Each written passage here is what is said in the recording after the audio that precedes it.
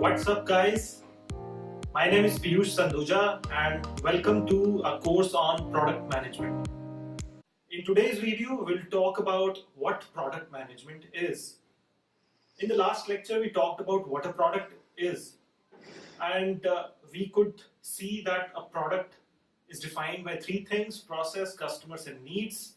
And then it is further divided into different platforms, and platforms are further divided into features.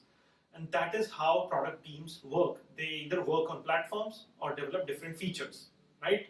So in today's video, we'll talk about what product management is and what is the job of a product manager. So by the end of this video, you will have a basic but a definite idea of what are the requirements to become a product manager and what is it that they do. But from today, the context in which we'll talk about product management is internet industry, software products. Okay? They say that a good product manager should have the mind of an engineer, the heart of a designer, and the speech of a diplomat. And I think this picture that you will easily find on Google, if you will Google about product management, this Venn diagram, it shows that product managers deal with designers, engineers, and business, right? So this figure actually sums up what product managers do. But we'll delve into this figure and we'll talk about exactly what they do. The most important thing that product managers do is they define what. They define what to build. I'll explain it to you through this figure. In the figure, you can see that there are so many departments. There is engineering, there is designers, sales, operations, marketing, customers, right? In a software company, there are more or less these 6 departments in the supply chain. So you have your coders, engineers who build the code. You have designers who build the UI, user interface. Then you have sales people who go and sell your product. You have your operations people who produce and deliver the product. Then you have your marketing team who advertise and build your brand and make people aware. Then finally you have customers who come and purchase your products. But all these departments generally work in silos. They are responsible for their own duties. That is where product managers come in. They define, or rather find out what to be built. They are the one who go and talk to customers and in some cases to marketing and sales people, and they research as to what to be built, and then they go and work with designers and engineers and build them. So in one line, we can say that product managers handle a product end to end. They are responsible for the success as well as failure of the product. The second thing this image conveys is that product managers are the communication hub. You will find product managers generally talking to a lot of different kind of people in the company, finding out the issues and working to resolve them. So they work as communication hub, as enablers. Now we'll discuss about the functions of a product manager. In every company, the role of product manager varies. One product manager working in one company can have different responsibilities compared to the other product manager who's working in a different company. Okay? But in this picture, we'll talk about the basic functions, or rather basic responsibilities that a product manager's job entails. So it starts with research and planning, which is the first step.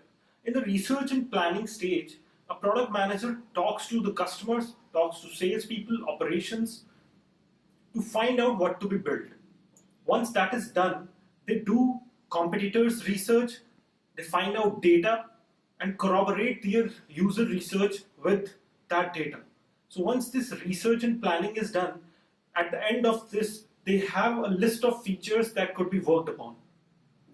After that comes the designing phase. In the designing phase, product managers sit with design team designers and build the wireframe and prototype of the product features. So by the end of the design phase, they have a rough idea of how the product might look like. And once that is done, they go and talk to engineers. When engineers say yes to those features, then starts the development. After the development comes the testing phase. In the testing phase, the product is tested in-house. The product manager works on the product that has been built, or he or she asks the other employees to test the product. So that is what bigger companies do. In Microsoft, whenever they come up with new windows, more or less all the employees start working on the new window to find out whether it is working fine or not. And if they come up with some doubts or if they come up with some issues, then those issues are taken into account and are worked upon to better the product. So this is the testing phase. After the testing phase, and once the final version of the product is prepared, comes the release phase. In the release phase, the product is launched for the customers. What is the launch? What does it entail? In the launch phase or before the launch, product manager need to clarify with all the stakeholders involved in order to launch the product. So that is not just engineers or designers, then there come marketing team or sales team or rather legal teams also, just to ensure that there is nothing wrong in it. So once that checklist is crossed, then the product is launched.